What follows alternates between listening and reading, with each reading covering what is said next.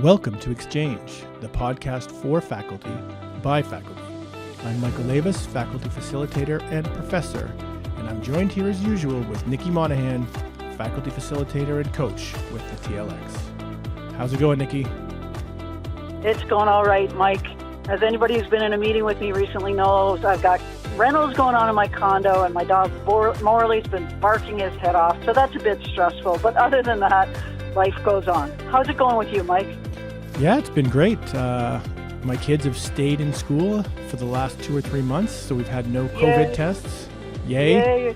And so far, so good. I'm not sure what's going to happen in January, but for now, I think we're the ship's sailing in the right direction. Excellent. Glad to hear that. I can say, though, it's been, the weather's changing and the days are getting shorter. It's been a little bit more challenging to keep positive and to stay energized. And it's a hard time in the semester. So we're going to call this episode Getting Your Mojo Back Using a Positive Mindset Down the Homestretch. So we'll be right back.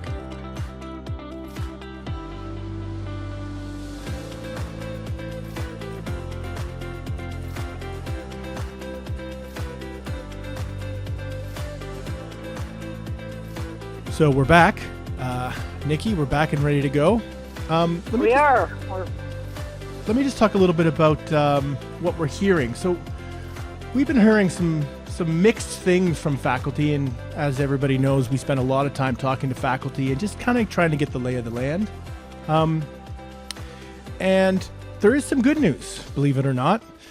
Some faculty are saying that they've made a really good transition to online learning, that they're enjoying it, that their students are enjoying it, that they're engaged, and it's really, really working for them. And that's something that we're really, obviously, very happy to hear. Some faculty are also saying that attendance is up, that students are adjusting, that they're using new collaboration tools, and that they're really, really working well in the classes that they're offering.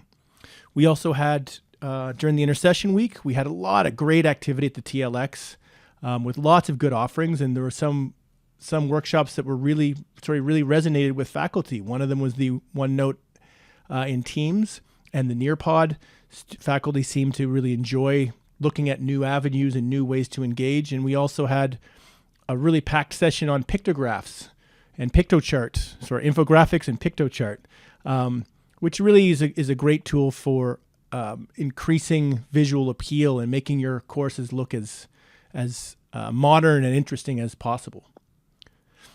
Thanks for sharing that, Mike. It's always great to hear from the Good News Department and hear about faculty who are resilient and energetic and creative. But we're also hearing news from the Life Can Be Hard department. Yeah, of course. Lately, we're hearing a lot of faculty say they're overwhelmed. They're more exhausted than they usually are at this time in the semester, and some are even saying they're more tired than they've ever been. Mm-hmm. It's marking season, and we've had a lot of people tell us there are a lot of challenges with assessment, technical and otherwise, and challenges with giving meaningful assessment and trying to give meaningful feedback to students. Mm-hmm. Some faculty are saying, gee, in my synchronous sessions, if my students don't have their cameras turned on, and, we tell them to turn them off for bandwidth reasons, but I've had a number of people say, oh, gosh, sometimes I feel like I'm talking down a black hole, and I feel kind of alone out there, and my students do. That's a big one. Too. Yeah, I've heard that a lot, too. Yeah. Talking to icons or talking to those gray little body icons on Blackboard. Yeah. Right, and are my students really there, or are they, That's right. only there, are they really doing their laundry or watching Netflix? In fact, we did have one faculty member who troubleshooted a tech issue, and it was because one of their students had Netflix on at the same time. I've also had some, faculty colleagues say, they just get that feeling of being ghosted. Where did everybody go? Mm-hmm. So it's a hard time in the semester for sure. Yeah, so let's talk about getting our mojo back. How do we do that? Excellent. How do we bring the energy back? How do we bring the enthusiasm back? As you said, we are in the dog days of the semester, in between major assignments, exams coming up. How do we get this back? So that negativity is coming in all places. It's not just the days of the days. It's the crisis that we're in. It's Ontario Health. It's shutdowns, red zones, cancellations. And I think one of the things is because we know what this is like, because we've lived it before in April, I think it's creating a sense of resignation. In me, I almost feel like, oh, here we go again. I know what to expect. It's not great. It's actually what's interesting is it's not filled with that nervous energy the first time around. Like the first time around, we were very vigilant and kind of excited, I guess, about what was happening. And now it's just like, oh no, here we go again. So I've spoken to some really engaged, motivated faculty, and even they're finding it's really difficult to engage students. So it's a real warning flag for me when those really engaged, energetic faculty are finding it difficult. Imagine how the students are overwhelmed, struggling, and stressed. So, I mean, that is certainly an issue that we need to think about. You're absolutely right. So what's happening in the world that we see on our local news channel every day is definitely filtering into our reality of teaching and learning every day. And one of the things that we know is that it's really easy to get into patterns of negative thinking. And often those negative thoughts begin with what if. Everybody's got their own what ifs. What if we go back into lockdown? What if we can't spend face-to-face time with our families over the holidays? So we're going to talk a little bit about positive mindsets. And, positive mindsets aren't about, fooling ourselves into thinking everything's going to be okay when clearly it's not. It's not about false optimism. Positive mindsets really help us press pause on the negative thinking and kind of distinguish between what we can control and what we can't control. And I was remembering this morning when I was out walking my dog about a run-in I had a number of years ago on my way down King Street with Chef David Wolfman. And it was a typical November day. It was gray. It was blah. It was kind of rainy. And I said to him, hey, David, it's a pretty nasty day out here, isn't it? And he said, yeah, it is, but what's the weather going on in your head today? And I thought, what a great reframe, And we spend a lot of time in our heads, so we should probably do the best we can to make them a good place to be. So, today we're going to talk a little bit about, understanding ourselves and knowing what gives us that lift or that boost when everything around us is looking pretty grim. So one strategy in terms of using positive mindsets is changing those what ifs to what can. So I think about in my life, what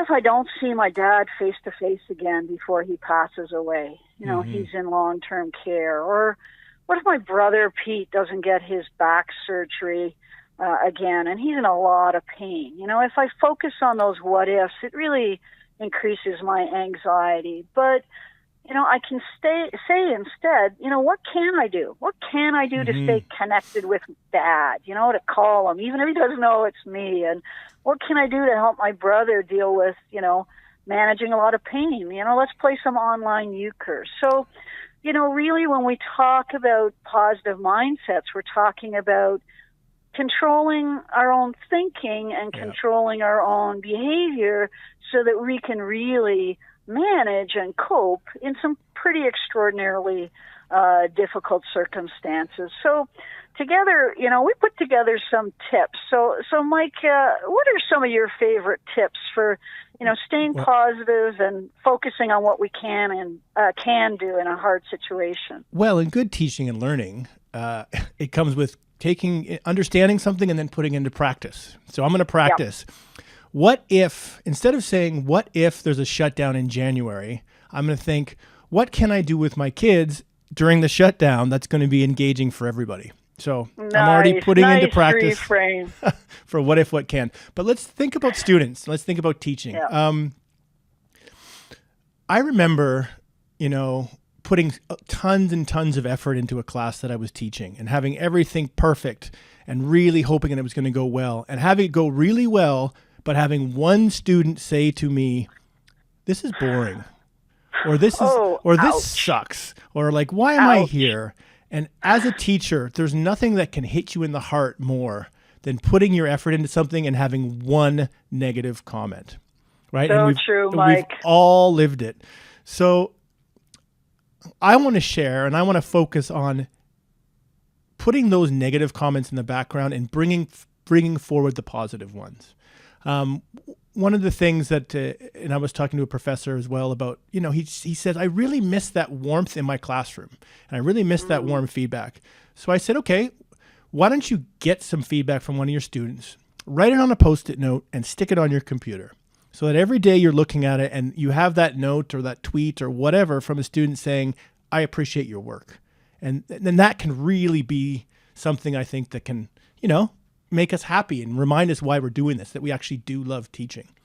That's a great idea, Mike. I remember sitting around the faculty lounge when I taught in the child and youth care program, Right. and the days when people will get their written student feedback questionnaires back, and you might get 50 comments, and everybody's got a sad face about the bad. That's right. The one student Yeah. complained, but focusing on the 49 good ones is a great reframe. And put it on your computer. Put it on your computer. Yeah. I mean, remind yourself, pat yourself on the back. You're doing a great job. So another one I think is,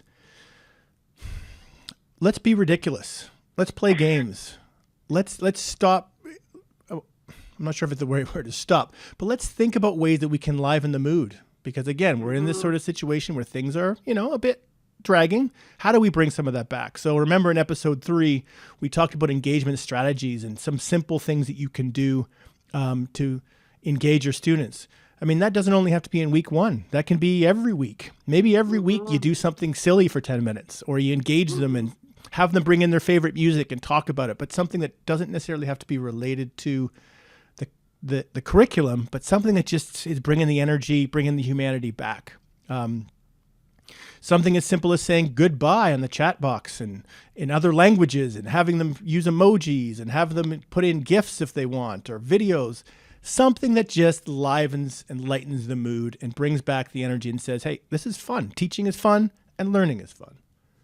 That's so true, Mike, because I think about sometimes in our team meetings and somebody puts a fun GIF or GIF, I can never remember which one, and it just gives us a boost, right? So Right. If we're thinking if we need a boost, our students need a boost, but it's kind of a mutual boost. Sure. I also had some thoughts. Our days are long. We're on screens a lot of the time, and we can be really exhausted. But building good habits is helpful. So maybe build in a habit that at the end of your workday, just take a few minutes to reflect and look back and remind yourself about what went well. And something that you feel proud of that you did in the course of a work day. During times where life is difficult, and certainly when we're working, mostly online, it's easy to feel really isolated and separate from colleagues. So, maybe something else that you can do is just check in with a colleague, maybe one who might be struggling with health concerns or concerns with aging parents or kids who are struggling, and just offer to listen for a while. Deep, authentic listening is a really powerful way to help people feel connected, and it makes us feel better too. Mm-hmm. And finally, I think the practice of gratitude and appreciation comes from positive psychology. And one of the things that I think can help everybody is to express appreciation of the ways in which your learners are supporting one another. When you drop into your students' group sessions, give them some feedback, some constructive feedback for sure on their projects, but don't forget to give them some high fives too. And let's remember that positive energy is incredibly contagious. And there was one more I just thought about, and I'm just going to add this in. Go outside. Yeah. I'm working from home and everybody's working from home, and I'm not used to working from home. And there are days where I'll go outside to take out the garbage. It'll be 4:00 in the afternoon and I have not been outside. Yeah. So any excuse you can to take a walk, right? To go to the store, to do anything just to get outside, I think is another way to kind of stay positive. Sorry to interrupt there. And, no, that's all good. And, we all know the ways in which we take care of ourselves best, So for some people, it's listening to music. And, do I need a piece of music that's going to calm my nerves or a piece of music that's going to boost my energy? And maybe the positive mindset is thinking about, have I given enough to others today? And do I now need to take care of myself? Yep. So, Go ahead. And we're role models for students. They're looking at us to be an example. Yeah. I mean, if they can feel your negative energy, or if they can feel that you're low on energy, they're gonna feed off of that. So really, we have to really make an effort to kind of lead by example and say, hey, I know you guys are feeling I can feel the low energy. There's not a lot of conversation here. No one's going on video. Let's do something to build that up. Absolutely. So let's end on that final note of appreciation. Take a moment today to reach out to someone, tell them what you appreciate. And, there's a new app that's about to be launched called Kudos. And Kudos is an employee-to-employee appreciation opportunity, and it will give you a chance to send a kudo to someone and tell a colleague how much you appreciate the way that they, espouse the values, the lead values of our college. And so keep your eyes open for that. But you don't need an app. You could do it every single day. Send an email to someone, quick Teams call a colleague or a friend, and just say, I really appreciate who you are. And on that note, I'm gonna take this opportunity to give a big appreciation to you, Professor Michael Avis. You're my partner in crime, my collaborator extraordinaire, and my work life is better because of the great energy that you bring to it. Okay, that's totally unfair, because I was going to say my first kudo will go to Miss Nicki Monahan.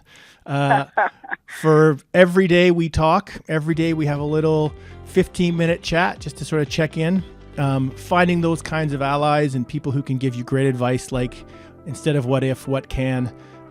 Those are valuable assets and valuable people to keep close. So stay positive, everybody. Thank you for listening. Stay safe and stay tuned to the next episode of XChange, the TLX podcast for faculty by faculty.